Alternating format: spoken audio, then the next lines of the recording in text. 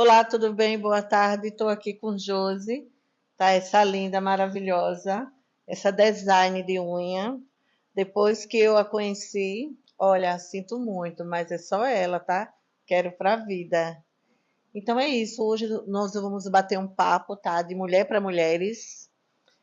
E a história de vida dela é uma história sofrida, mas que hoje ela está no céu, está no paraíso. Ela superou tudo na vida dela. Ela é uma mulher feliz diante das dificuldades, mas ela sempre não perdeu a fé e o sorrisão é na cara. Eu me chamo Josi, tudo bom, né, Fátima? Tudo bem. Eu me chamo Josi, sou natural de Santa Rita, Oi, Santa Rita. nascida e criada em Santa Rita. Sou de família muito pobre. Meu pai trabalhava de cortador de cana, minha mãe analfabeta em casa, todos os dois analfabetos. Casa de barro, maior sofrimento, ninguém estudou para nada. E assim, eu tive uma infância muito, muito triste, porque quando criança, eu vim estudar depois de 9 anos de idade, porque minha mãe leiga achava que estudo não precisava, ninguém precisava de estudo, por ela não ter estudado, meu pai também não. E meu pai, ele era de uma comunidade chamada Legião de Maria, que era lá em Santa Rita, ela ainda existe hoje na Igreja do Rosário, mas como meu pai era do grupo dos homens da Legião de Maria, tinha uma comunidadezinha que ele frequentava e que as pessoas davam aula para as crianças que não tinham condições de ir para a escola distante.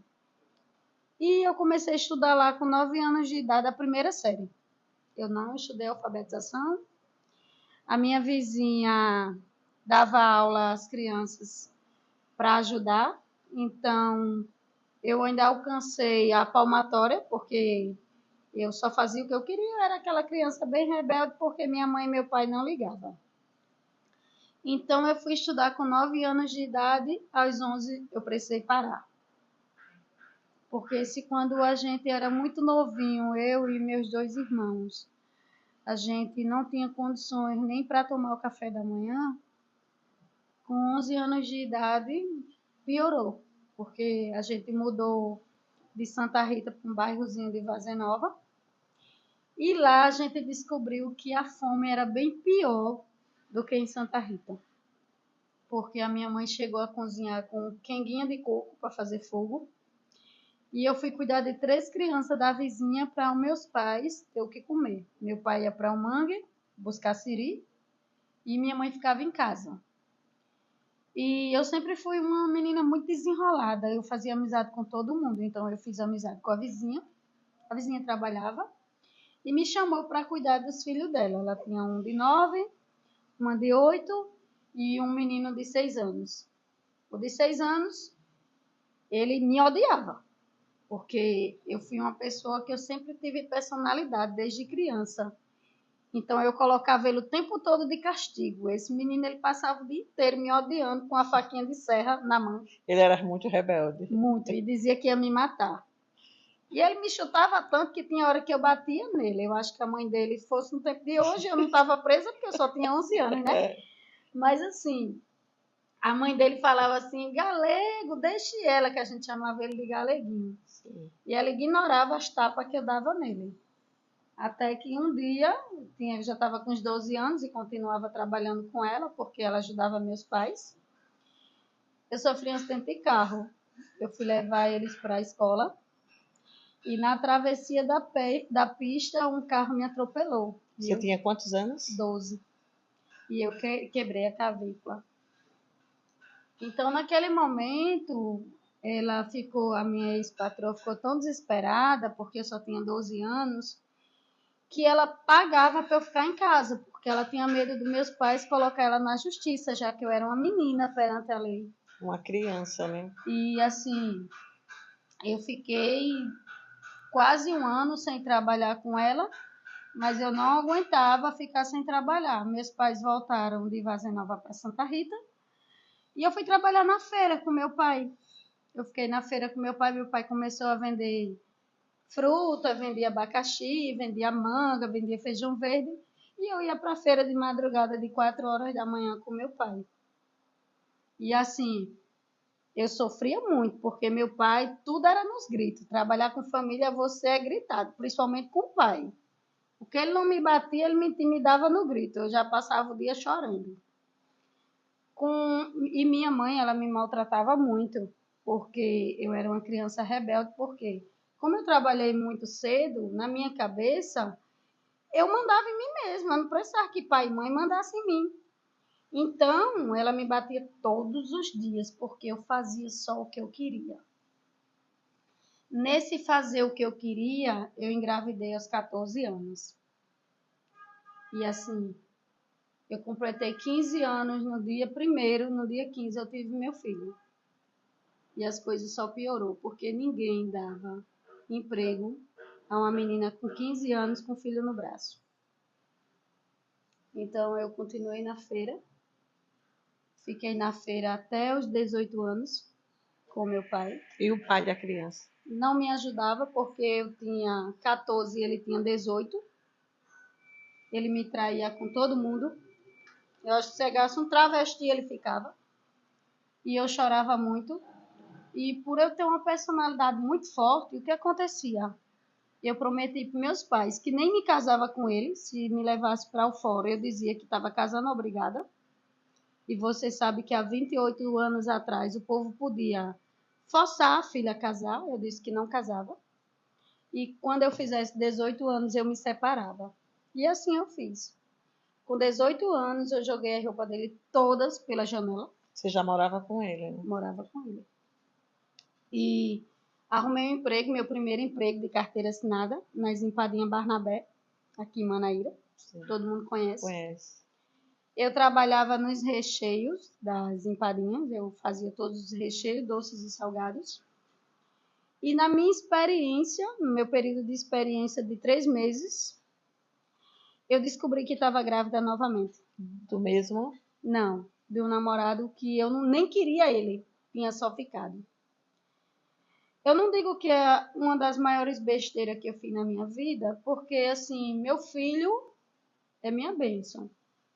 O que eu achava que ia dar tudo ruim para mim, não foi. Que achava que dava errado, deu muito certo. Deu muito certo. E assim, o pai do meu filho queria assumir, mas na época eu não queria ele. O pai dele prometeu que ia tomar a guarda do meu filho.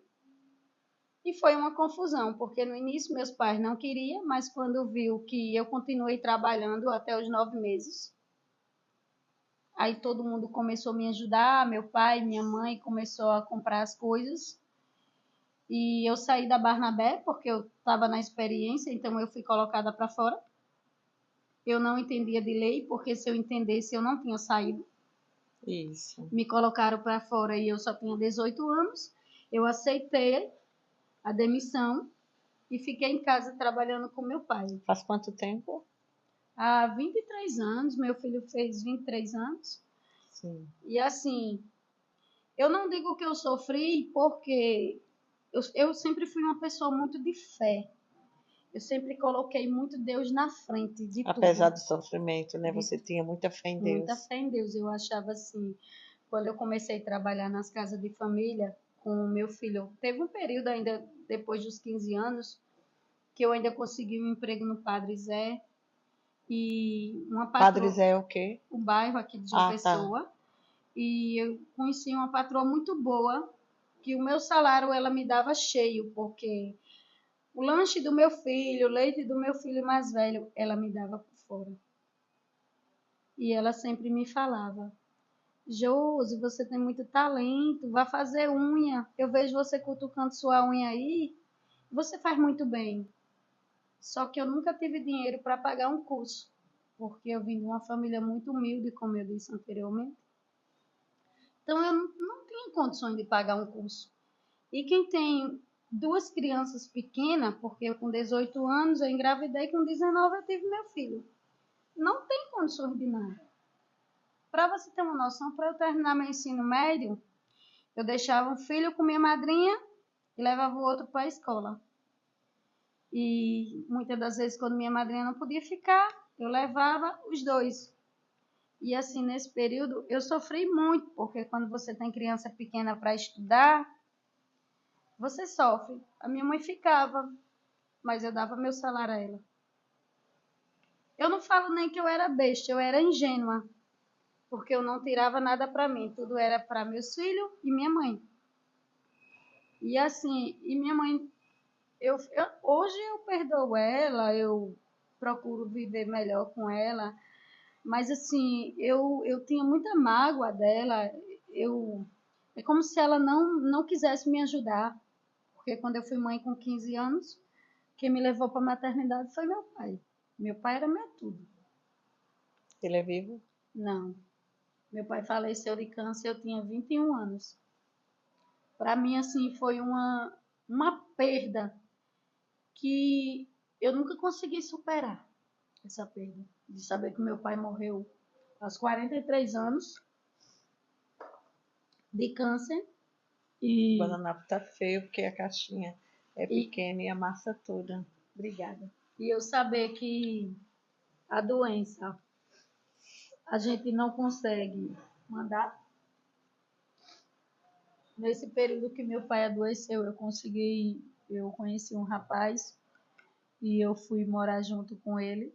E ele me ajudou muito no período que meu pai estava com câncer no hospital, que eu sabia que era um câncer terminal. E eu fiquei com esse rapaz 10 anos. Ele me ajudou muito porque, assim, ele me deu a oportunidade que eu não tinha tido nunca e que eu falava que se Deus me desse essa oportunidade, eu agarrava. Porque eu falo que só dá valor quem nunca teve. Quem tem demais não dá. E meu pai faleceu. Eu comecei a estudar. O meu ex-marido, que é esse que eu passei 10 anos, ele pagava cursos para mim. Foi um homem bom para você. Foi. Eu aproveitava tudo que eu podia. E eu conheci esse rapaz, eu tinha 20 anos. Quando eu completei meus 25 anos, eu comecei a sentir dores. Eu já estava trabalhando com unha. Eu chegava do trabalho e eu sentia muita dor nas costas, muita febre. E essa dor nas costas só piorava. Eu fiz os exames, o médico me deu os parabéns, disse que eu não tinha nada. E Deus, ele sempre foi muito bom para mim, independente da minha vida.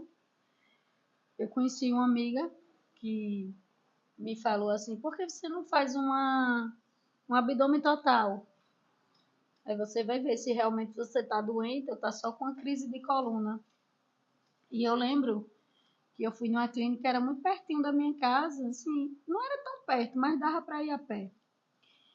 E eu fui caminhando e disse que voltava caminhando, mas eu voltei de carro porque eu voltei chorando. Porque quando eu fiz essa ultrassom, o médico me falou que eu viesse com alguém, porque ele me dava o resultado com a pessoa. E eu insisti, falei que não tinha irmã, que meu irmão mais jovem, o mais novo, era desaparecido, que o mais velho era alcoólatra, e que minha mãe não ligava, que eu não tinha mais pai, meu Era esposo estava verdade ou foi só trabalhando. para enganar o médico? Não, era Era verdade. verdade. E eu já estava desesperada. E ele disse: eu vou lhe dar um encaminhamento de urgência para você procurar um urologista, porque você está com um cisto no ovário, os 2 rins infeccionados e dilatados e 2 divertículos na bexiga. Parece que ele tinha me dado uma sentença de morte. Para mim ali, eu não entendia, porque eu estava passando por aquilo. Porque eu sempre fui uma pessoa muito humana, muito humilde para ajudar todo mundo. E eu não sabia porque Deus estava permitindo. E no período que eu descobri isso, eu bati em todos os hospitais daqui de João Pessoa para fazer tratamento e ninguém me recebeu e não tinha vaga. Eu fui com uma amiga minha que é evangélica, queimando de febre. O povo me dava remédio na urgência e mandava para casa. E eu rodava de hospital em hospital. Porque eu fui para o São Vicente, eu fui o Santa Isabel, eu fui para o Edson Ramalho, eu fui para a Flávia de Santa Rita, eu fui para o HU, não tinha vaga em nenhum lugar. E meu ex-marido, ele trabalhava com estofado. Ele desenhava e ele fabricava. Só que ele fabricava para os outros. Então ele gastou tanto do dinheiro com meus exames que ele não tinha reserva nenhuma mais. Então a gente começou a faltar coisas em casa, porque tudo que ele pegava era para fazer exame. Você sabe que a saúde ela é muito cara. Verdade. Os governos, eles não investem no SUS para ajudar pessoas, mas quando eu vejo alguém me falar que passou 6 meses, 1 ano para fazer uma ultrassom, para fazer um exame de sangue, eu acredito, porque eu passei por isso. E dói o coração, né? Dói. E assim, o meu esposo, meu ex-marido, começou a vender as coisas de casa para manter a casa. E a gente tinha um sofá de canto bege que ele fez, e que eu amava esse sofá. E eu lembro que meus filhos iam para a escola e eu passava a tarde inteira com a coxa enrolada numa coxa, uma jaqueta jeans deitada nesse sofá, que ficava a mancha do jeans no sofá, queimando de febre. E porque não tinha vaga nos hospitais para me internar. Meu sangue, 2.000 e pouco, a gente sabe que o sangue da mulher é de 4 a 5 mil e o meu estava 2 e pouco. Precisava tomar sangue, porque quando seu rins não filtra, você não toma água, seu sangue não circula, você começa a inchar. E eu não conseguia nada, eu não entendia, porque tudo parecia... Sabe quando todas as portas se fecham para você? Que você se vê num período assim que você vê assim e pensa assim: poxa, quando eu era criança, eu não tinha comida, eu não tinha uma cama boa, eu não tinha estudo, mas eu tinha saúde, eu corria, eu pulava a janela, eu fazia isso, eu fazia aquilo. E hoje eu tenho uma casa organizadinha, eu estou estudando, eu estava terminando o ensino médio, estava no terceiro já. Eu até reprovei nesse tempo porque eu não consegui fazer prova doente. E mesmo com atestado, o professor me reprovou. Então eu me perguntava por que aquilo. E eu lembro que um dia eu estava assistindo uma reportagem da Universal de R.R. Soares, deitada no sofá sozinha. E lá ele falava assim: coloca um copo de água em cima do seu televisão, que eu vou orar. E ele colocava um copo de água no púlpito, e ele começava a orar naquela água, e eu comecei a orar com um copo de água em cima da TV.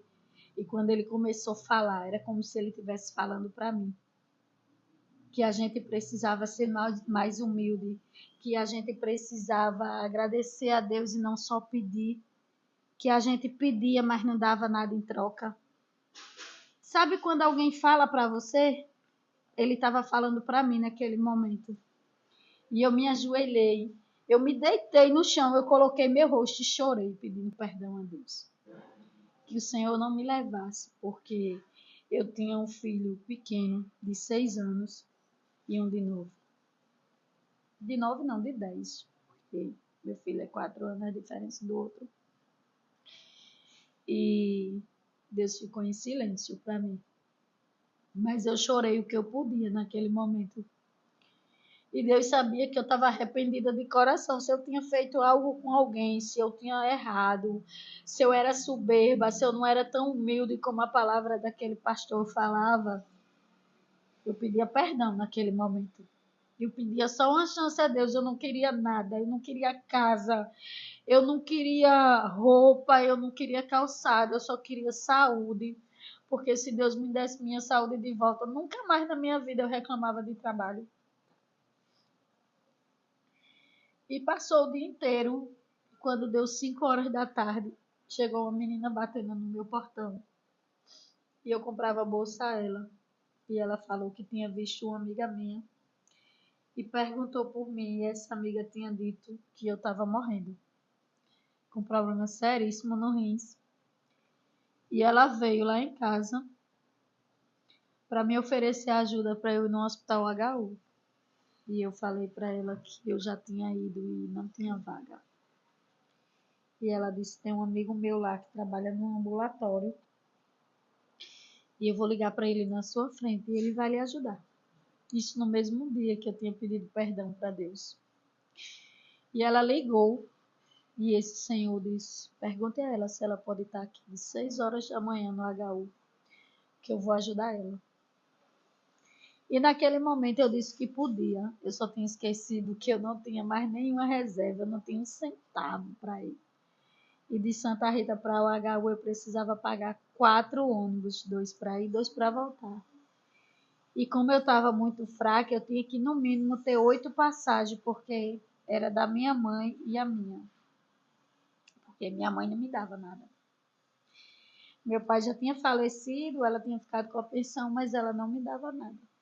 Não te ajudava com nada, né? Nada. Então eu disse que ia. E eu não pensei que eu não tinha dinheiro. Quando ela foi embora, eu me desesperei. Eu disse: meu Deus, como é que eu vou? Eu não tenho um centavo. E Deus continuou em silêncio para mim. Quando deu 8 horas, eu comecei a ficar nervosa. E o meu ex-marido... 8 horas da manhã? Da noite. Da noite. E meu ex-marido, do mesmo dia, né? Da tarde que ela que tinha se passado. E meu ex-marido tentou conseguir um empréstimo com todo mundo e não conseguia. Mas Deus, quando dá, ele dá por completo. De 9 horas chegou um cliente que se tornou amiga na minha casa e disse que estava vindo da igreja e que Deus tinha tocado no coração dela para ela me dar uma coisa. E na época 50 reais era dinheiro. Ela tirou 50 reais da bolsa e me deu. Eu chorei tanto, ela não sabia, porque eu estava tão grata, mas Deus sabia. Porque o dinheiro dava para ir, voltar, lanchar. E eu ainda disse assim: mãe, eu vou pagar a passagem da gente, mas a gente não vai comer lá não, porque eu vou precisar do troco. Porque ela disse a mim, a menina tinha me falado, que o retorno do HU fazia lá mesmo. E eu pensei: e se eu não conseguir o dinheiro, como é que eu faço esse retorno? E assim a gente fez. Eu e minha mãe foi no HU, de 6 horas da manhã a gente estava lá, que a gente saiu muito cedo. Esse senhor me chamou pelo nome, me levou lá para dentro, marcou consulta para mim, marcou exame e me ofereceu o café da manhã. Eu e minha mãe chorava porque a gente sabia que a gente não tinha dinheiro para o café da manhã. É tanto que hoje eu falo que se eu passar e alguém pedir comida, eu digo: olha, dinheiro eu não vou dar não, mas se você quiser comer eu pago. Porque eu sei bem o que é não ter. E eu sei que dali eu achava que tinha sido só ali. Deus abriu todas as portas para mim. Eu fui penando assim, eu passei de hospital em hospital, fiquei internada, tomei sangue. Deus foi usando pessoas para levar cesta básica para mim, para chegar com dinheiro, para pagar um exame. Chegou tempo de campanha, um amigo meu que era vereador pagou exame na época de 350 reais. Todos os exames que você pensar de rins eu fiz. No dia que o médico me encaminhou para fazer hemodiálise, que eu cheguei na médica para fazer, ela disse: eu não faço.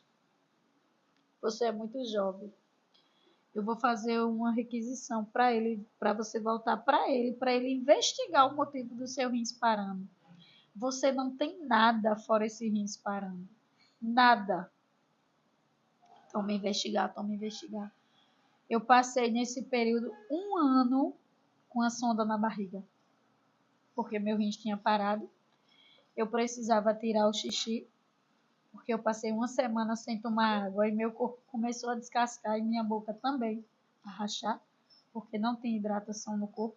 O médico, você não podia tomar água, né? Não, o rins parando você não toma. É tanto que quando eu vejo alguém dizendo: eu não gosto de água, eu digo: sendo você, eu tomava sem gostar, porque pode chegar o dia de você precisar tomar e você não ter como, porque quem faz hemodiálise não toma água. Eu não fiz hemodiálise, mas eu não tomava água porque eu não tinha como filtrar, porque meus 2 rins estavam infeccionados. que você pensar de antibiótico que eu tomei. Eu precisei ficar internada, eu fiquei de cadeira de roda, eu adquiri labirintite. Minha labirintite era tão forte que eu não andava. Nesse período eu fiz perícia do INSS, o INSS me negou.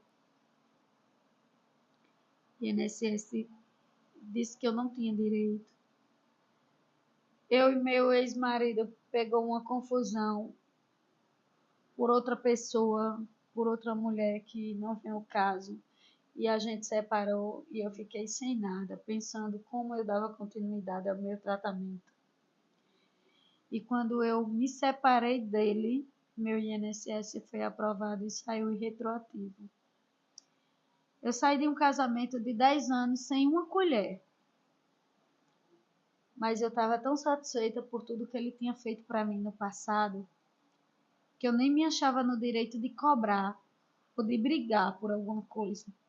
Eu só queria Com minha tudo saúde. isso, o homem ainda foi bom, né, para você, né? Mesmo ele me deixando por outra, no momento ele foi bom para mim, porque ele tinha feito muito por mim e pelos meus filhos, que não era dele.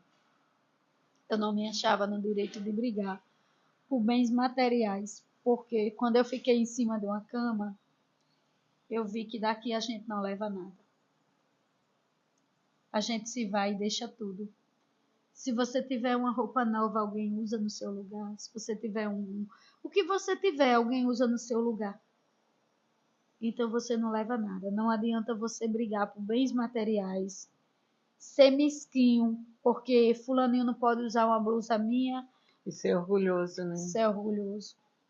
A soberba, ela não lhe leva a nada. Verdade. Ela desagrada só a Deus. Então, até hoje, eu não entendo por qual motivo eu passei por tudo isso. Mas eu sei que Deus tinha um propósito na minha vida. Porque quando o meu atestado estava acabando, eu já tinha conhecido outra pessoa. E meu atestado acabando.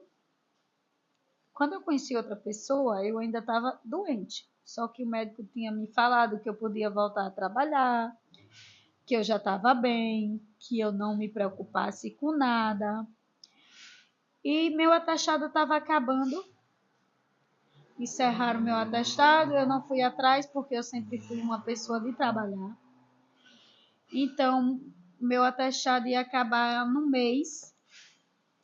E nesse período eu tinha feito amizade com muita gente, de hospital, de vários lugares. E uma amiga minha me ligou, me perguntando se eu queria trabalhar. E eu perguntei a ela, Raminha, alguém vai me dar emprego? Eu com 30 anos, porque fazia 5 anos que eu lutava com problema de rins e pedia a Deus a mesma coisa. Eu pedia tanto a Deus a minha cura, que um dia eu fui para o culto e Deus usou um irmão que falou bem assim para mim. Mulher, deixa de pedir, porque Deus não é surdo. A promessa dele vai se cumprir no tempo dele. Tem paciência para tu não perder tua bênção. E ali eu sabia que era para mim. Porque todos os dias eu me ajoelhava e dizia, Senhor, me dá minha cura. Senhor, me dá minha cura. Senhor, me dá minha cura. Senhor, me dá minha cura. E eu acho que... Você não perdeu a fé, né? Não perdi. Eu acho que até para Deus já estava pesado a mesma oração. Porque eu pedi a mesma coisa em 5 anos. Com os 30 anos, Deus sabia de tudo. Que o médico me deu alta. A minha amiga me arrumou um emprego lá no Shopping Ambiá, no salão de lá. Eu não tinha experiência em salão grande. Não tinha uma carteira assinada, porque eu comecei a sofrer de muito nova. A única carteira assinada que eu tinha era uma experiência na Bernabé, de 3 meses. Não contava, mesmo sendo Nossa, não mesmo contava. estando assinada, né? Não contava. E eu pensei, eu disse, Raminha, ela vai me contratar com 30 anos, sem nenhuma carteira assinada. Ela disse, vou falar com ela. Ela falou e disse assim, tu podes vir amanhã aqui? que ela vai fazer um teste com você. Se você cutilar a unha dela e passar no teste, você fica trabalhando. E eu fui no outro dia. Fiz a unha dela e passei no teste. Tinha uma menina lá que fazia mais de 3 meses que trabalhava e não tinha carteira assinada. E essa mulher assinou minha carteira imediato. Mandou levar os documentos no outro dia para começar a trabalhar. Ela me perguntou bem assim, quando eu terminei a unha dela. Você pode começar a trabalhar aqui quando? Aí eu disse, a senhora que sabe. Ela disse, pode amanhã? Eu disse, posso. Ela disse, venha, traga sua carteira. E ela descobriu que no meio de tanto sofrimento de rodar por todo canto, eu sabia fazer depilação, eu sabia fazer unha, eu sabia fazer sobrancelha, porque eu aproveitei a oportunidade do meu ex-marido e fiz cursos. Eu não fiz de unha eu mexia e no período que eu era adolescente, com 15 anos, eu fui aprendendo. Mas eu já tinha feito de depilação, eu já tinha feito de design de sobrancelha, eu Cabelo. já tinha trabalhado um período de escovista, quando tinha os workshop, que a menina do salão que eu trabalhei no bairro, lá em Santa Rita, não podia participar. Ela me dava, ela botava meu nome, Josi, vá lá. E eu ia, então tudo para mim era válido. Eu não sabia, Deus que sabia que lá na frente eu ia precisar. E eu comecei a trabalhar e ela assinou minha carteira. Fátima, quando eu fiz 6 meses de carteira, eu tive uma infecção urinária. Meu Deus. E fui no hospital. Quando eu cheguei no meu urologista, ele disse, tu tá com divertículo na tua bexiga enorme, ele cresceu, tá igual uma bolsa. Tu não vai urinar. Tu vai ter que colocar essa sonda pela uretra pra gente desobstruir. E a gente vai ficar tentando. Eu fiz 2 desobstruções na bexiga. Tirei um divertículo e eu só piorava. Eu passei 2 anos tratando. E 2 anos sem trabalhar porque não podia. 2 anos sem trabalhar porque não podia. Na hora que você já estava bem trabalhando, aconteceu E isso. minha carteira lá assinada, eu de atestado pelo INSS. Eu tinha acabado de conhecer esse meu marido atual, que tem 11 anos que a gente está casado. Eu que propus casar com ele porque o médico disse que eu estava ficando tão debilitada que provavelmente eu tinha que ir para o hemodiálise e não sabia De se eu ia novo. aguentar. E eu pedi a ele para a gente casar porque minha mãe estava bebendo. Depois que meu pai morreu, a minha mãe começou a beber, tinha se tornado alcoólatra. Meu irmão já era alcoólatra. Eu não tinha mais pai, eu não tinha irmã. O outro meu irmão tinha desaparecido desde que ele tinha 18 anos. Eu não sabia se era vivo, Até se era hoje, morto. Até hoje. ele desapareceu. Desapareceu, ninguém sabe se é vivo ou morto. Como é o nome dele? Josinaldo. Ele tá com quantos anos hoje? Se ele estiver vivo, né, que a gente não sabe, Sim. ele tá com 41 anos. Eu era 2 anos mais Tá velha do muito que ele. novo ainda, né? Se tu puder repetir, de repente vai que ele, né? Porque Eu não tenho esperança não, porque ele era viciado em jogo de baralho. E quando meu pai faleceu, um amigo meu me falou que tinham matado ele por conta de jogo. Porque ele, para jogar, ele roubava qualquer pessoa. Ele roubava, ele vendia as roupas do corpo, às saía vezes tudo de repente arrumado. pode ter mudado, né? Pode ser, nada para Deus é É difícil, né? verdade. Então, assim, já tinha aquela perda muito grande. Eu ficava pensando que eu não tinha com quem contar e que se eu morresse eu ia deixar meus filhos tudo pequeno, Sem porque família, né? sem família. Meu filho mais velho estava com 15 anos e o mais novo com 11. E eu ficava pensando, todos dois é menor de idade. E eu propus a me casar com meu marido no civil, para que se eu morresse, ele ficasse com a pensão para sustentar meus filhos até a maioridade, porque o meu maior medo era deixar 2 filhos pequenos com minha mãe alcoólatra. Hoje ela não bebe mais, graças a Deus, nem fuma, mas na época ela tomava aquelas garrafinhas de cachaça de plástico povo chama de burrinho. E assim eu me casei. E eu sofri. Casou por amor? Não, foi pela dor. Eu gostava do meu marido, mas eu acho que eu não o amava naquele momento.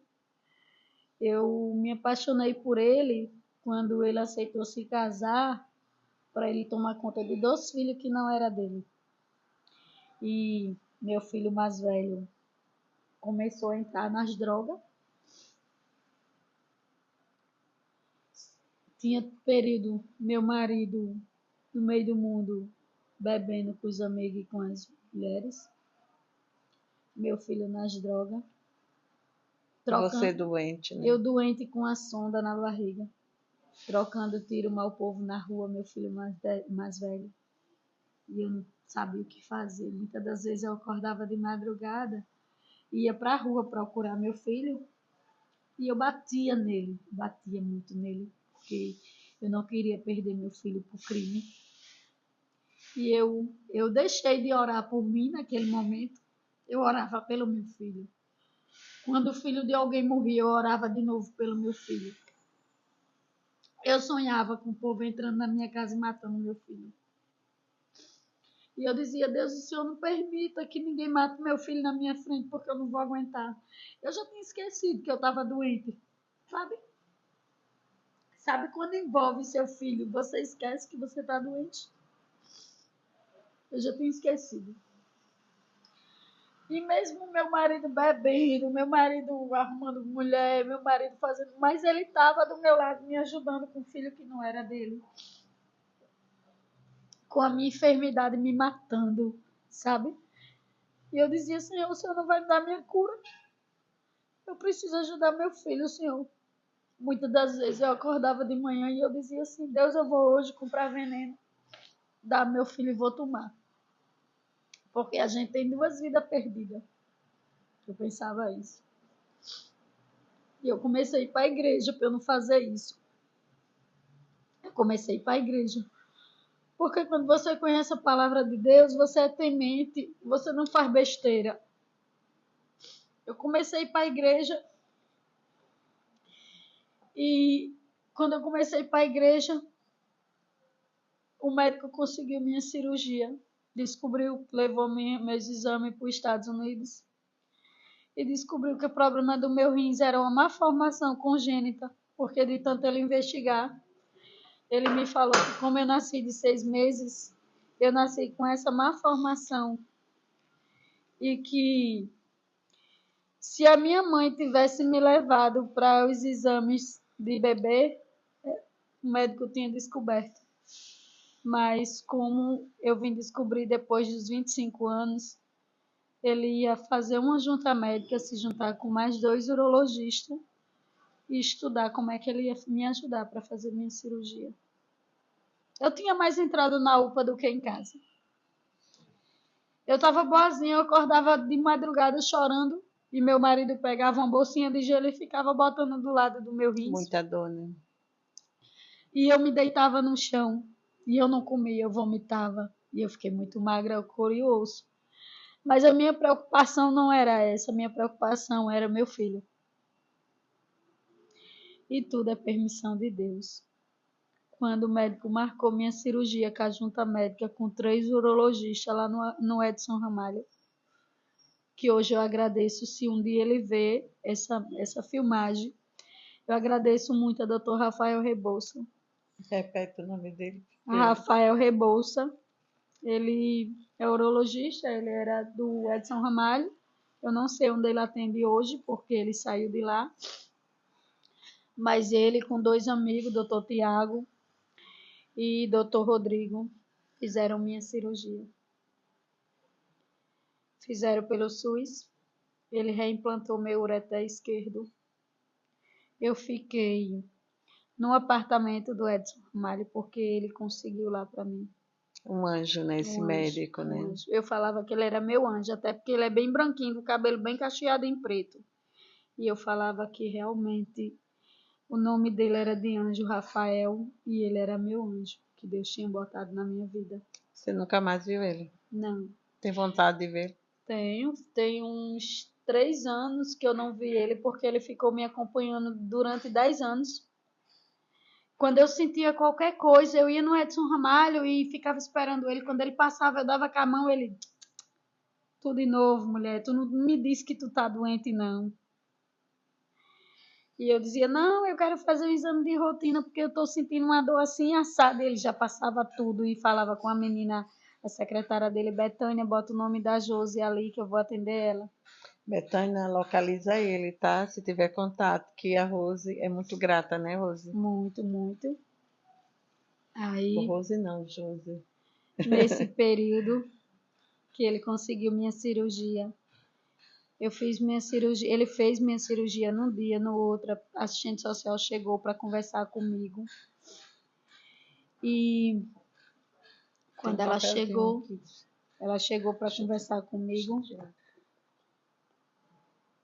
ela me falou. Aqui é assim. Ela me falou que eu não podia me estressar, que a minha cirurgia foi muito delicada, que eu passei 8 horas no bloco cirúrgico, que estava tudo bem. E até então estava bem para mim, porque eu não sabia de nada.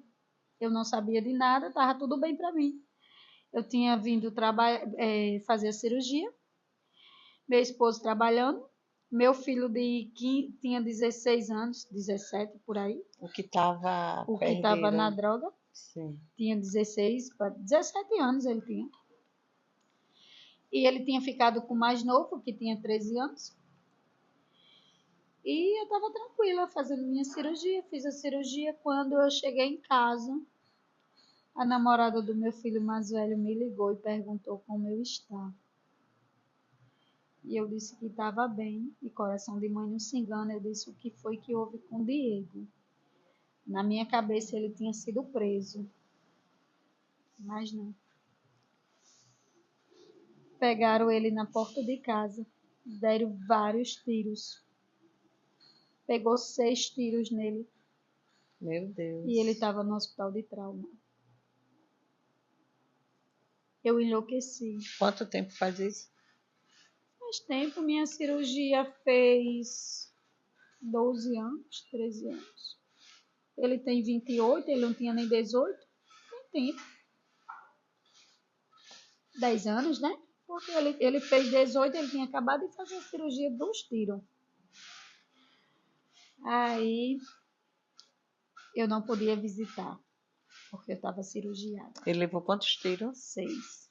E tá vivo? Tá vivo. Deus botou a mão e protegeu, né? Na cirurgia, atingiu a veia aorta. Ele sangrava muito. Mas como ele é muito branquinho assim como você, e ele sempre teve muito sangue, fazia até tratamento quando criança para sangue, porque tinha muito sangue, ele perdeu muito sangue, mas não precisou tomar sangue. Mas ele fez cirurgia nas 2 pernas e nos 2 braços dos tiros. O irmão, assim me contaram, o irmão dele mais novo, quando viu, desmaiou. E eu cirurgiada, não podia tomar conta. Meu marido trabalhando, também não ia tomar conta, porque disse que não queria, porque ele estava assim, porque queria, porque a gente já tinha sofrido muito com ele. E a namorada tomava conta. Ficou tomando conta dele no hospital, que ele passou 15 dias. E depois a namorada dele ficou tomando conta, eu aluguei um quartinho, ela ficou com ele morando e tomando conta dele.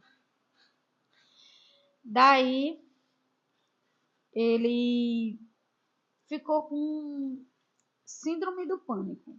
Não queria que ninguém falasse alto. Não saía para a rua. Vivia trancado dentro de casa com a luz apagada. Dizia que o vizinho estava vigiando ele para matar. Depois ele colocou na cabeça que não queria mais ela. Colocou ela para fora. Eu fui buscar ele e levei para casa da minha mãe.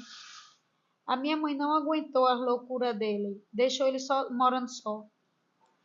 Ele ameaçava matar todo mundo. Ameaçava matar meu marido, irmão, tudo. O hospital psiquiátrico não deixa internado. você entra na urgência, 2, 3 dias ele volta para casa. Eu aluguei um quartinho para ele morar. Ele ficou morando sozinho. Eu montei esse quartinho todinho. Até que um dia ele teve um surto. Você mesmo doente fez isso tudo? Isso tudo.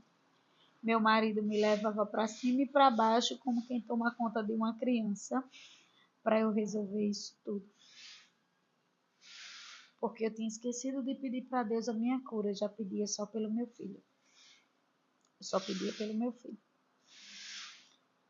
Quando ele se recuperou, quando meu filho se recuperou da cirurgia, que ele entrou nas drogas de volta e que eu comecei a orar, ele começou com depressão, eu vi o agir de Deus ali.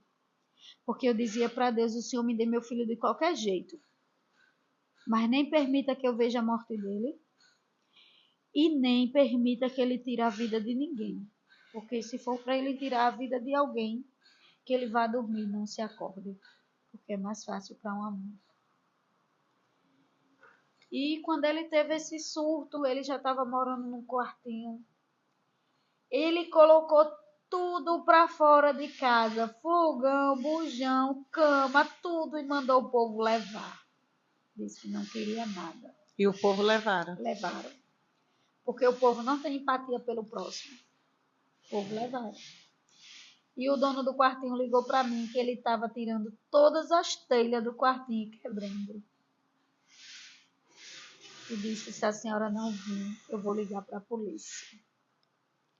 E eu saí feito uma doida na carreira com meu marido, na chuva, num dia de domingo, para procurar esse menino. Chamei o SAMU e o SAMU disse que não procurava ninguém, que tinha que estar no lugar específico para eles pegar. E eu paguei as telhas do homem todinho. E mesmo com as telhas quebradas, ele voltou para o quartinho e foi dormir numa cama sem colchão. E no outro dia, e eu deixei um rapaz vigiando para me contar. E quando ele chegou, o rapaz disse que chegou bem tarde. No outro dia, de 6 horas da manhã, eu estava na porta desse quartinho e já tinha ligado para o SAMU. E o SAMU levou ele, eu não esqueço nunca, amarrado os pés e as mãos. O SAMU arrombou a porta, porque ele estava correndo risco, ou de matar ou de morrer, e levou ele para internar no Juliano. E eu comecei a minha saga de pedir a um e a outro para conseguir uma interdição para internar ele contra a vontade dele. Porque se a pessoa não for interditada, ela só fica internada se ela disser que quer. Infelizmente. E eu fiquei com meu filho internado por uns dias. Depois eu trouxe ele para casa. E quando eu cheguei em casa, meu marido foi embora de casa. Porque não confiava nele. E eu fiquei sozinha com ele em casa. E o meu filho mais novo na casa da avó por parte do pai. E eu tinha medo de entrar em casa com ele. Eu tinha medo. Porque eu chegava, ele gritava, dizia que estava vendo não sei quem, um homem imaginário que dizia que as coisas comigo, que chamava palavrão. Que esse homem imaginário dizia que eu não era a mãe dele, porque se eu fosse a mãe dele eu era velhinha, eu não era nova. E que esse amigo imaginário dele dizia a ele que se ele me matasse, ele ia ficar famoso, ia passar na TV. E eu comecei a ter medo de entrar na minha própria casa. Porque meu marido não entrava lá com medo. E o meu filho mais novo não entrava lá. Minha mãe não ficava.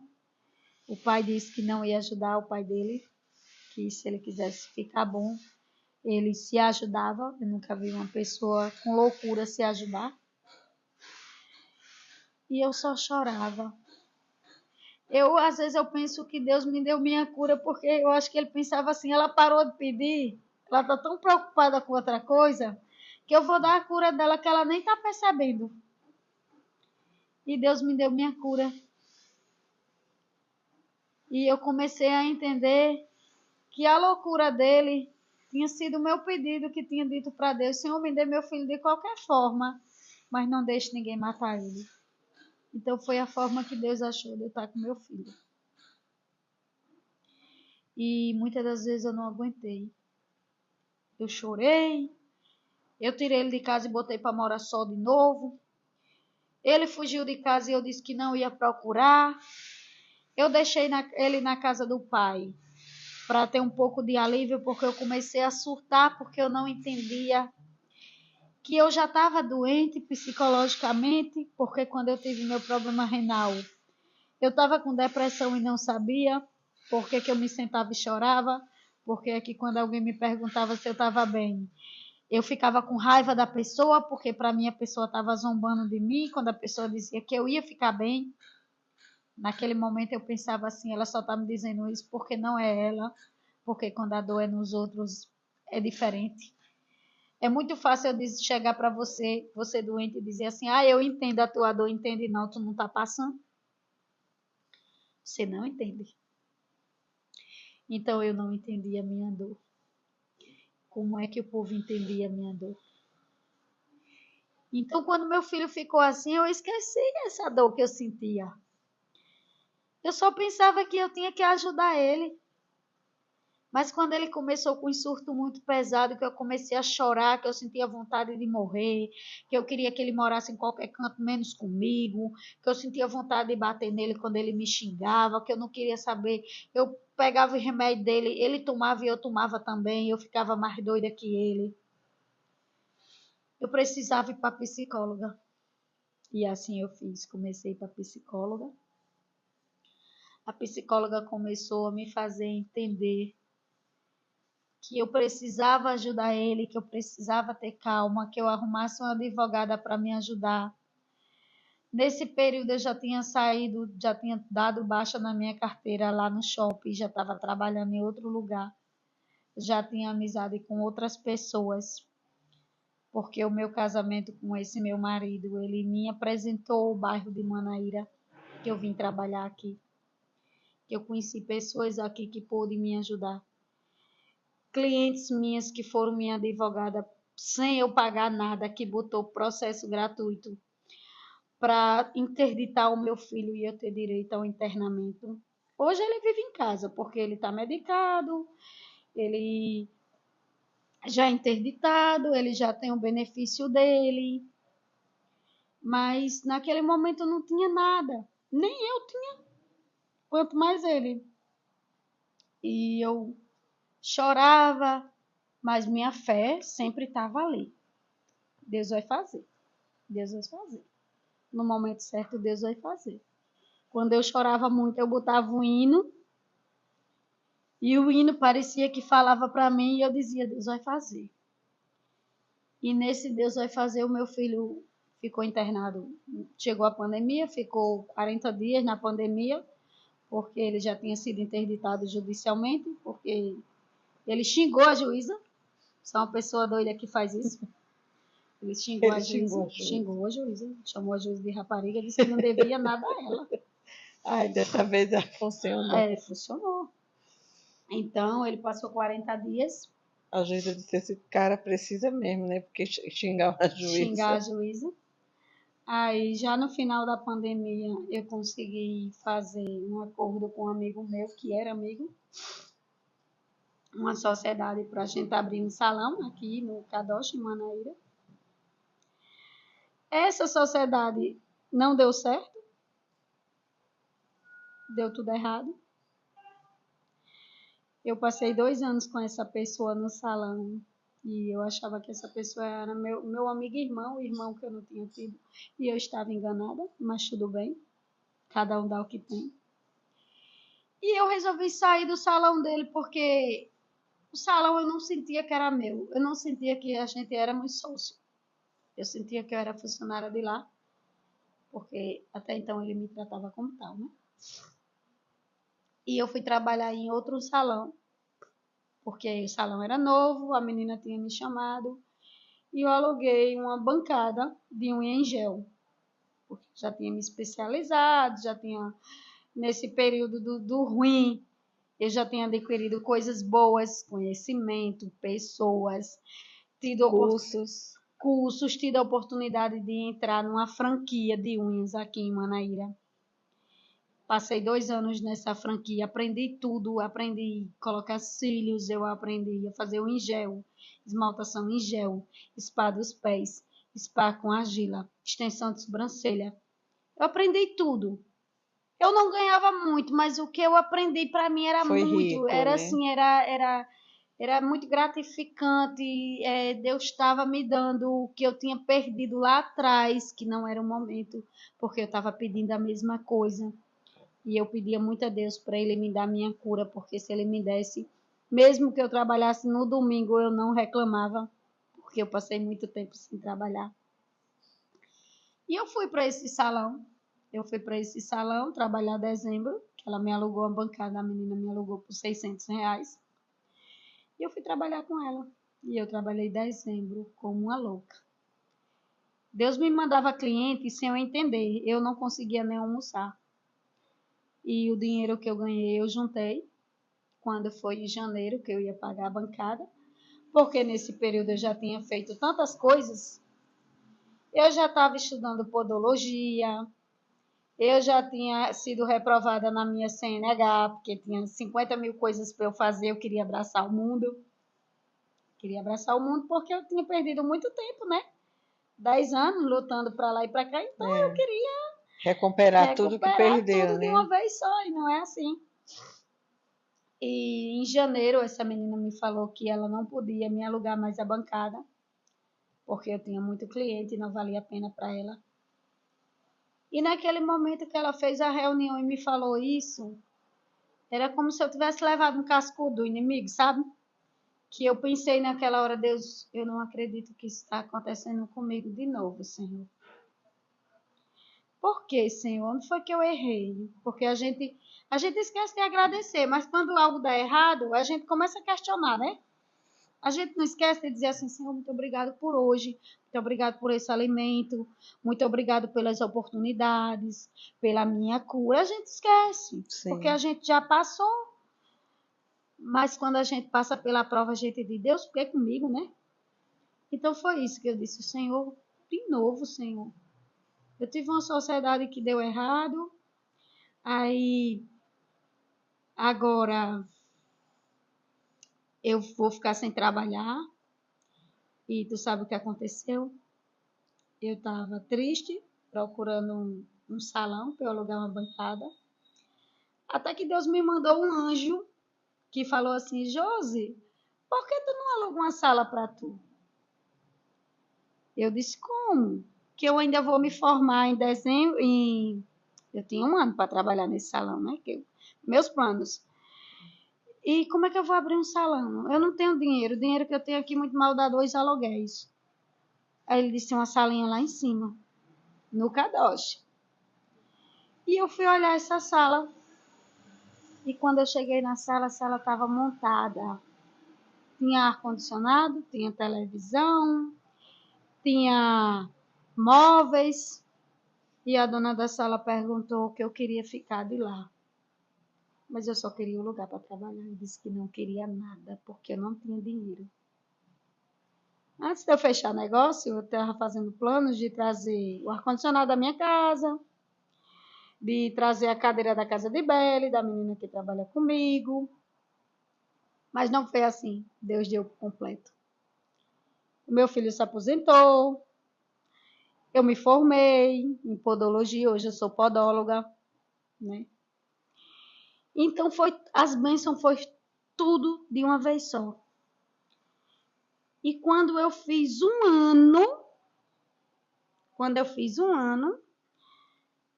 Deus me deu esse salão que eu tenho hoje.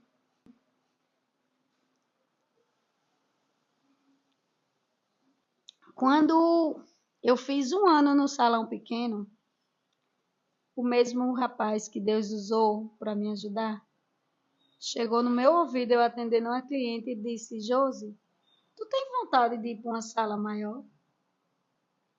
Aí eu ri, né? Eu ri, porque até então eu tinha 1 ano de salão numa sala pequenininha que cabia 2 pessoas.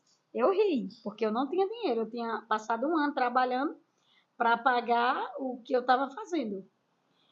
Eu ri, eu disse, tenho. Tu queres trocar com a menina do primeiro andar? Eu disse, eu quero, mas como é que eu faço isso? Ele disse, vai lá conversar com ela, que eu já falei de você para ela. E eu fui. Eu fui cheia de esperança que ia dar tudo certo. Quando eu cheguei lá, eu pensei, como é que eu vou trocar de sala se os móveis da sala do segundo andar não é minha? É da dona da sala. Como é que eu vou trazer o móvel da mulher? Eu não tenho como sair dessa sala, que os móveis é da mulher, e ir para uma sala sem nada, enorme, com 3 lugares. Mas eu disse, se for da vontade de Deus, ele vai fazer. Então eu fui falar com a menina. Quando eu cheguei lá, eu falei para ela que eu queria muito a sala, mas eu não podia ficar com essa sala porque eu não tinha móveis. E ela olhou para mim e disse, tu queres ficar com o que aqui dentro? Você fica, a gente faz uma somatória e você me paga R$ 100 por semana. Eu sentia o abraço de Deus ali. E assim eu fiz. Isso aconteceu agora em fevereiro. De fevereiro para cá, eu tô só arrumando essa sala, esse salão, que é o que você já conhece. Sim. Salão bem confortável. Tudo que eu pego é para esse salão. Eu só penso nas minhas clientes. Eu só penso no conforto de cada um. Eu só penso na minha gratidão com Deus. O que é que eu posso fazer para melhorar? O que é que eu posso fazer para ajudar até pessoas que não têm condições de pagar? Porque aquele salão, o povo tem a impressão que é caríssimo, né, o serviço. Isso. Por ser Manaíra, por ser no empresarial Kadoshi, as pessoas têm a impressão que o salão é muito caro. E não é. É Não é. verdade, gente. Uma pessoa que é empregada doméstica consegue pagar um pé e mão de... Uma unha, uma massagem, um cabelo, Pois uma é. depilação. As pessoas têm uma ideia que tudo que é aqui na área da praia é caro. No Shopping Kadocha eu não vou nem passar. Mas tá aí, ó. Bom, Em que dá conta, dentro do seu orçamento, né? sim. Em conta, a gente não faz diferenciação de pessoas. Todo mundo que chega é muito bem-vindo. Você sabe o evento que nós promovemos por esses dias. Isso. Que eu fiquei muito grata. As meninas que participaram, elas me agradeceram. Mas eu que tenho que agradecer, porque é a oportunidade de ajudar pessoas que estão sofrendo tanto quanto que eu já sofri. Eu não tive câncer, porém, a minha doença foi bem parecida ou bem pior quanto um câncer, porque eu passei 10 anos para dizer assim, pode trabalhar e você não está sentindo dor hoje. Eu passei 5 anos orando a Deus pela mesma coisa. Eu passei quase 2 anos de sonda. Então, hoje, meu salão é minha casa. Minha casa. Eu vivo no salão e durmo em Santa Rita. Eu moro em Manaíra e durmo em Santa Rita. Então, eu quero que todo mundo seja muito bem-vindo na minha casa, que é o meu salão. Então, jamais eu quero explorar e eu quero trabalhar, mas eu não quero ficar rica, porque na minha trajetória eu aprendi que se eu morrer eu não levo nada. O legado que eu vou deixar é o que eu aprendi, são meus filhos que Deus não permitiu de se perder nas drogas. É meu esposo que com inúmeros defeitos estava do meu lado. É as pessoas que Deus foi colocando na minha vida. É meu médico que eu sempre oro, mesmo distante dele, não tendo visto mais ele. Ele foi um anjo que Deus colocou na minha vida. Doutor? Doutor Rafael Doutor Rebouça. Rafael. Entendeu? Então, assim, meu salão, eu quero que todo mundo seja muito bem recebido, como se estivesse em casa, se sinta acolhido. É tanto que a gente faz um pé e mão com escaldapés, a gente não cobra. Temos a nossa massagista que trabalha super bem com massagem relaxante. A reflexologia dela, o preço é muito bom também. ela faz uma massagem capilar. A energia dela é muito boa. O salão olha, quem vai, olha, se vicia, não deixa nunca mais de ir. Eu sou a prova, tá? Conheci e não quero mais deixar de ir. Então, é como vocês sabem, nós oferecemos um cappuccino, um chá, uma água Um saborizada, papo legal, saudável, né? exatamente, uma música ambiente. Eu estou sempre tentando trazer o melhor para lá, porque não é que nós não temos falha, nós temos sim. Claro. Em qualquer área vai ter falha, seja na medicina, na estética, beleza, o que for, vai ter falha. Nós somos seres humanos, estamos aqui para errar e consertar. Mas assim, as pessoas que estão sofrendo hoje, as pessoas que choram, que estão com enfermidade, que estão com câncer, que o médico foi lá e desenganou, não Deu a sentença de acredite. morte, né? Não acredite, a última palavra é a de Deus. Ninguém sabe o dia que vai morrer. Tem pessoas que não têm nada e vai dormir, nem acorda. Que não deveria existir uma sentença de morte. Não deveria existir, você tem tantos dias. Nós todos não sabemos quantos dias nós temos. Só quem sabe é Deus, né? Eu sou prova viva que fui uma pessoa desenganada pela medicina e estou aqui contando a minha história para que outras pessoas saibam que não nada é o último dia, o último momento, é que Nem nada tá acabou, perdido, né? nada está perdido. Que se você tem um marido que é agressor, você veja ao qual ele faz mal para você, porque se um relacionamento faz mais mal do que bem, não adianta estar dentro dele. Que você tem que botar na frente de tudo da sua vida Deus, que Deus ele pode lhe tirar do calabouço. Assim como Deus tirou várias pessoas lá do fundo do poço, Deus pode tirar qualquer uma. E que uma enfermidade, um câncer, não é terminal. Não é sentença de Não morte, hein, é, gente? não é. Nenhuma sentença de morte é uma doença. Tem pessoas mortas aí que não tem doença nenhuma. É verdade. Tem pessoas mortas. Eu conheço pessoas que têm tudo e são pessoas secas, que não têm humanidade, que não têm humildade, que não têm nada, que acha que pelo dinheiro dela ela é o centro das É atenções, que verdade. humilha, que maltrata. É verdade. Eu fui uma das pessoas que mais fui humilhada na minha vida e por inúmeras pessoas. E hoje eu falo para as pessoas que trabalham comigo: minha gente, se um dia eu ganhar muito dinheiro e eu começar a ser uma pessoa soberba, vocês têm o meu aval de chegar e dizer: Josi, você está assim assada, porque eu não quero me perder de mim mesma, eu não quero perder a minha essência, a essência daquela menina que quando tinha 9 anos de idade saía para a escola sem tomar café e dava graças a Deus se tivesse a merenda da escola. Entende? Gente, ela abriu o salão dela para várias mulheres do. Do projeto Mulheres Poderosas em Ação.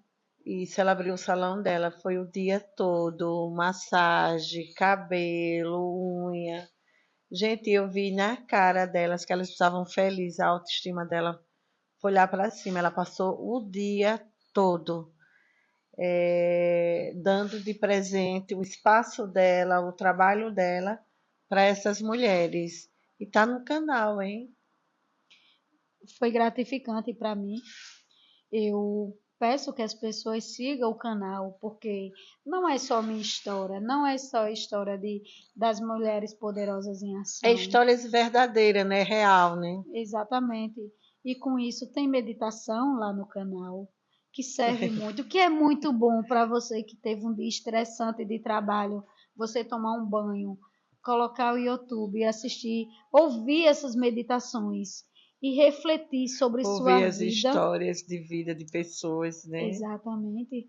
São coisas que você tem que tomar para você. Se eu conseguir uma pessoa que veio lá de Santa Rita, com pai e mãe analfabeto, que Cortador terminou. de cana, né? Pois é, e que no ensino médio, meu Deus, eu terminei com 25 anos, vim fazer uma faculdade com 40. Eu vim terminar minha faculdade com 40 anos. Hoje eu Tu tenho, tá, Hoje eu tenho 43. Nossa, tá nova, viu? Novinha e linda. Linda. Obrigada. Então, você tem que se espelhar nisso. Você não pode pegar a história de fulaninho que deu errado e levar para você. Você tem que pegar a história de fulaninho que deu certo, a história de fulaninho que conseguiu. Se eu consegui, por que outras pessoas não conseguem? Você tem que pensar isso. Se ela conseguiu, por que eu não consigo? Você me entende? Porque assim, as pessoas têm muita negatividade, já colocam não na frente. Se você começa com negatividade, você realmente não consegue. Mas você tem que acreditar que você consegue. É, tem que ir em busca do sim, né? Porque o não tem diariamente, né? Exatamente. E a diferença quem faz somos nós. É Nós verdade. fazemos a diferença. Hoje eu não tenho muito tempo para muita coisa, porque hoje meu filho foi diagnosticado com esquizofrenia. Eu trabalho o dia inteiro no salão. A minha segunda-feira eu sempre procuro fazer algo ou estou no workshop. Hoje é segunda e ela está aqui contando a história de vida dela porque ela quer passar essa experiência toda de doença, de superação. Foi desenganada não só por um médico, mas por vários médicos. Então, você que está aí, né, em cima de uma cama, Sim, o médico desenganou, olha, médico não é Deus, tá? O médico ele vai tratar a sua doença, mas ele não é Deus, porque Deus sabe todas as coisas. Então, não fica triste, levanta a tua cabeça. Eu sei que é difícil, né, sim, muito. Josi? É muito A fácil quem está de gente, fora né? falar. Mas aí não se desespera, bota teu joelhinho no chão se puder, se não puder. Olha, não importa, de sentado, em pé, Deus vai te escutar, né? Sim, Deus vai te escutar. E aí, olha, não perde a esperança, porque o querer de Deus é diferente do nosso querer. sim. Então, vai fundo. Olha aqui, ó, a mulher de fé. O Nunca tempo, perdeu a esperança, o o tempo tempo de todo, Deus não né? é o nosso. É, a gente tem que acreditar e confiar que o dia vai chegar, né? E que Deus, ele é muita gente para Deus ouvir. Imagina se a É gente muitos tivesse, pedidos, né, para sim, Deus. imagina se a gente tivesse que resolver inúmeras coisas como Deus escuta todos os dias várias orações de vários lugares. Outro dia eu ouvi uma frase que eu sempre sou de ouvir, que eu carrego para minha vida, vou carregar para o resto da vida, que eu ouvi assim, até o padre Fábio de Mello falar assim: imagina se Deus tirasse de você tudo que você reclama. Não ia ter graça, né? A gente não tinha nada, porque a gente reclama do filho, a gente Reclama de reclama do tudo, a gente acorda marido, reclamando, né? reclama do trabalho, reclama do nosso cachorrinho que está latindo muito, É, sendo que a gente é apaixonada por ele, nossa, né? E a gente reclama do nosso colega de trabalho, a gente reclama de tudo, de tudo. A gente mais reclama do que agradece. é verdade, a gente nunca agradece, né? Amanhecer o dia, obrigada a Deus por eu estar viva, obrigada a Deus pelo meu órgão que está aqui Sim, funcionando perfeitamente bem, sim, obrigado pela família, pelo, né, pelos meus animais. A gente nunca agradece, a gente só reclama, reclama, reclama. E quem passou pelo que ela passou, gente, tudo que passar na vida dela, é. né? Eu não Ela digo, só agradece. eu não digo que é lucro não, porque a gente vai aceitar o ruim, né? A gente não É, pode aceitar o exatamente. ruim, mas eu agradeço a Deus por tudo. E assim, só uma frase que eu tenho para dizer. Quando eu pisei naquele kadosh a primeira vez, que eu vi a sala que eu tô hoje, há 3 anos atrás, eu não falei para ninguém, eu falei para Deus. Essa sala é a sala do meu sonho. E depois do sofrimento todo o que eu passei, Deus realizou. A sala do meu sonho, hoje eu estou nela. E Deus só me mostra maravilhas. Eu só tenho um Deus a agradecer. Muito Passa o endereço obrigada. para as pessoas. O meu salão é no Empresarial Kadosh, primeiro andar, sala 115.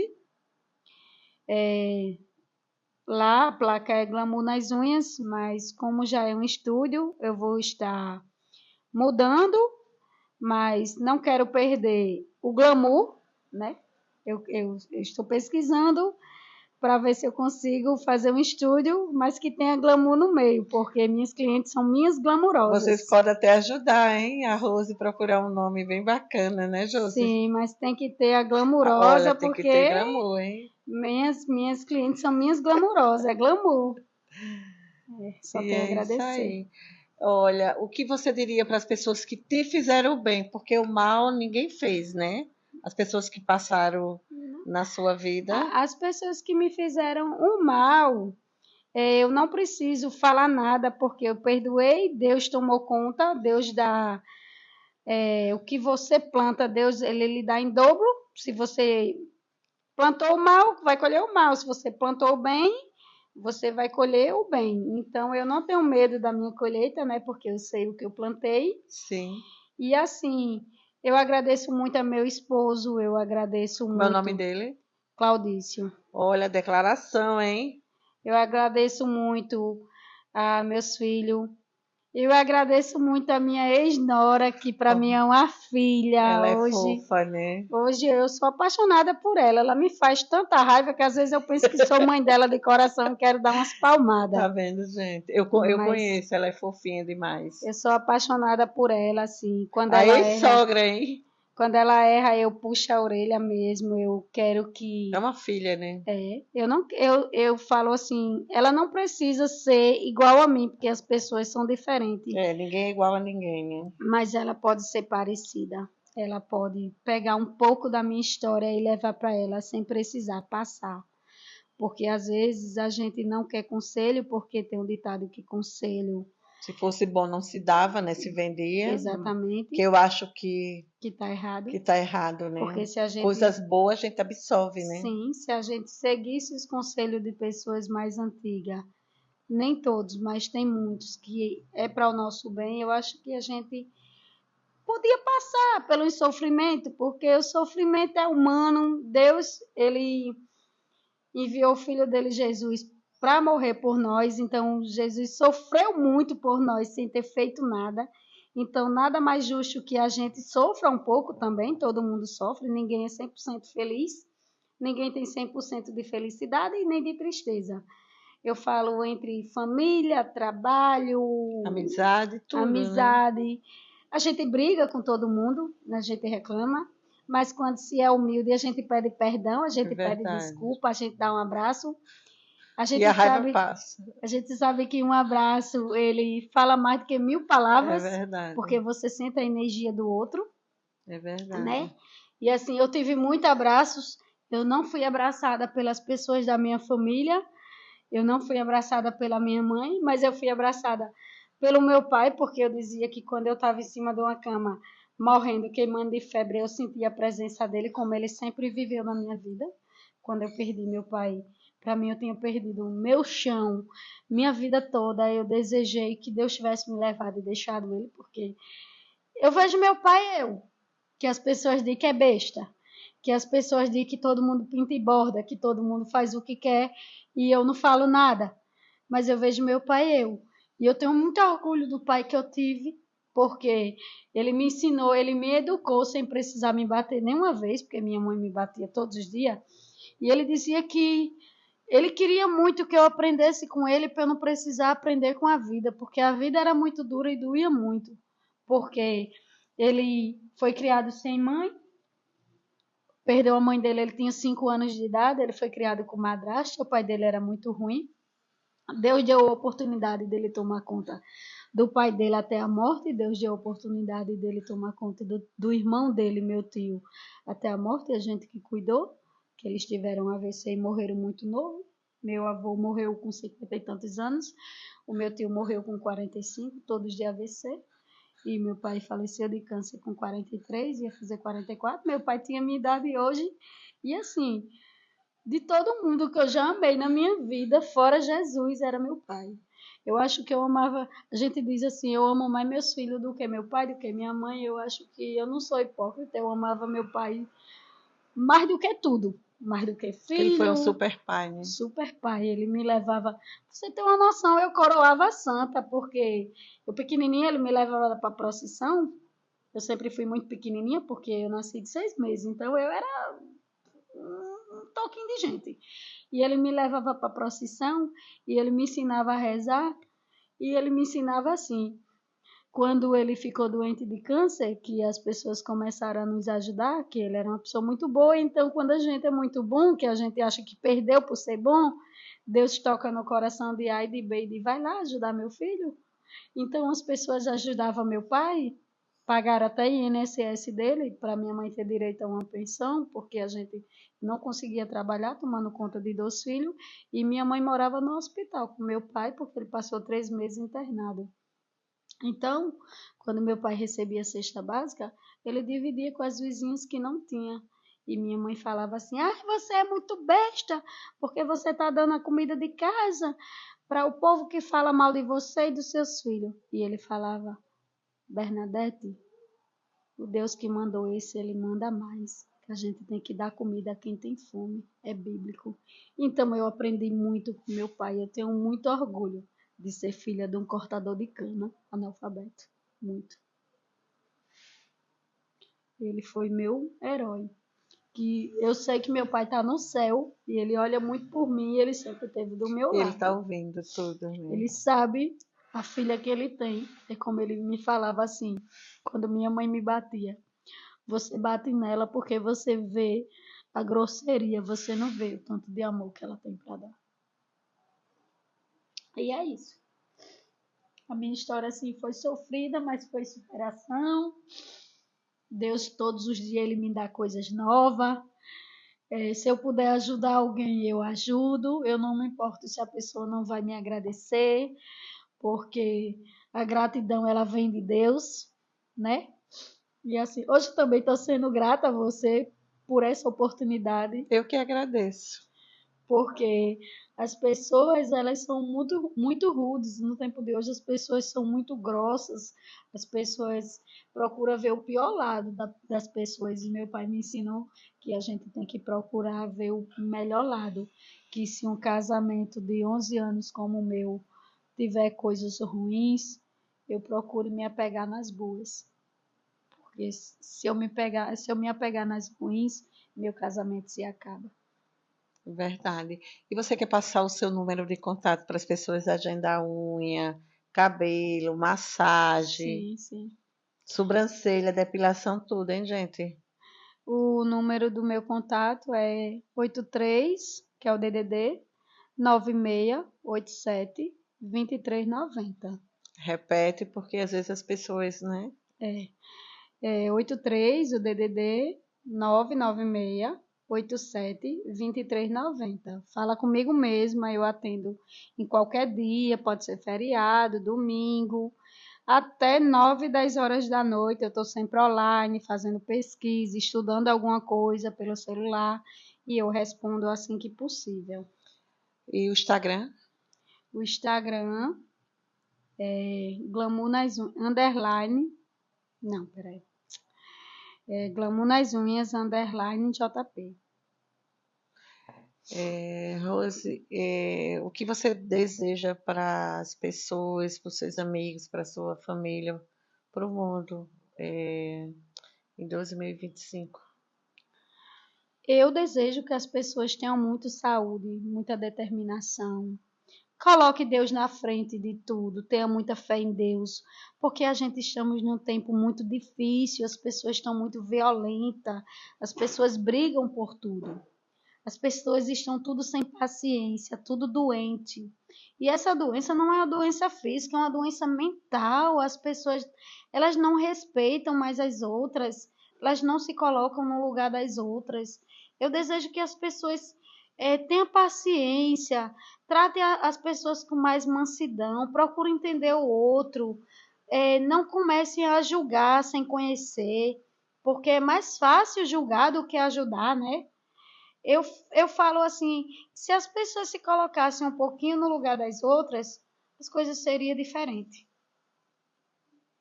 Vou te perguntar uma música, Uma música, aquela que você gosta, que você lembra das coisas boas, né? eu gosto muito de uma música evangélica que ela chama-se Árvore Cortada. Eu não lembro o cantor, Mas as mas pessoas vão saber, né? fala de uma música que fala de uma árvore que as pessoas consideram que não tem vida, que é muito parecida com a minha história, né? Que as pessoas acharam que eu ia morrer, até eu mesma achei, e que quando canta a música mostra que a árvore tem raiz, ela tem vida, porque uma árvore, quando ela tem raiz, ela tem vida. E assim, eu gosto muito dessa música, a gente reflete sobre nossa vida. Às vezes você está com diabetes, hipertensão, como eu sou hipertensa, ou como um câncer, como as meninas poderosas em ação, e que acha que não tem mais nada porque tem um diagnóstico, e não é, não é. Ali é a palavra do médico, porque ele estudou, mas a palavra de Deus, aquele que pode o impossível, que no estalar de dedo ele muda a sua vida todinha, não é. Então eu gosto muito dessa música, Árvore Cortada. Eu não lembro o cantor, porque são várias pessoas que cantam ela, mas ela é evangélica. Ela é muito linda e você consegue refletir sobre sua vida. Uma comida. Amo sushi. Quem não gosta, eu amo. Eu sou pobre enxerida, eu amo sushi. Eu adoro. Uma viagem. Ah, eu queria fazer para Gramado. Eu acho lindo. Eu ainda vou, eu tenho certeza que eu vou. Jesus não vai me levar Vai sem sim. alcançar esse sonho, não. A viagem a Gramado, né? É. Se você tivesse de dar um conselho para alguém mais jovem do que você, o que você diria? Para uma pessoa mais jovem do que eu. As pessoas, a gente não pode achar que é melhor do que as outras. Mas para o jovem, escolha suas amizades. Determinadas amizades, ela faz com que você perca a sua vida. A amizade lhe joga nas drogas, na prostituição e no final da sua vida. Porque uma enfermidade, ela não lhe mata, mas a droga sim. A amizade ruim, ela lhe mata. Quase que eu perdi meu filho por amizades. Eu sei que a gente temos um livre-arbítrio, mas nem todo jovem sabe o que é isso, que é um livre-arbítrio. O livre-arbítrio é sua escolha. Então, se você não souber escolher as pessoas que você quer do seu lado, você anda para trás, feito caranguejo. E quando você olhar na sua andada para trás, você está lá no fundo do poço. Verdade. Então, essa foi mais uma história de uma mulher, sabe? Uma mulher que não perdeu a fé, é uma mulher de fé. E é isso aí. Ela está passando pelo melhor momento da vida dela agora. Ela está muito feliz. Muito. Sempre eu falo, nenhuma dor é para sempre, né? É Tudo verdade. passa. É verdade. E hoje ela está vivendo o melhor momento da vida dela e a história dela, com certeza, vai servir de lição, tá? Para vocês que tá aí, né? Sofrida, desenganada. Sim. E é isso aí. Eu tô sem palavras porque a história dela é tão emocionante que as pessoas chegam aqui e eu não sei de nada. E as pessoas chegam aqui e começam a contar, contar, contar. E é tudo verdadeiro, tudo é real. Se você chegar daqui a 20, 30, 40 anos, se você alcançar, você conta a mesma história porque você viveu. Exatamente. E que vai servir, né? De força para as pessoas, né? Homem, mulher. Sim. E não esquece de tomar água, né? A água, gente, água é vida. Água é super importante. Se vocês puderem tomar água o tempo todo, pode tomar. É muito triste você ver alguém precisando tomar água e não poder molhar só a boca com algodãozinho. Eu chorava muito quando eu vi essa cena, porque eu passei uma semana sem tomar água e minha pele descascou todinha feito cobra. Imagine você não tomar água nunca, só molhar a boca. É verdade, gente. Vamos respeitar as pessoas, vamos respeitar os amigos, vamos respeitar a família, vamos respeitar o próximo, vamos respeitar os nossos animais, que é criação de Deus. Vamos colocar água do jeito que o ser humano tem sede. Nossos bichinhos também Nossos têm. bichinhos têm, ele tem rim, ele tem coração, ele tem fome, ele tem sede. Coloca água na porta, Sim. coloca ração.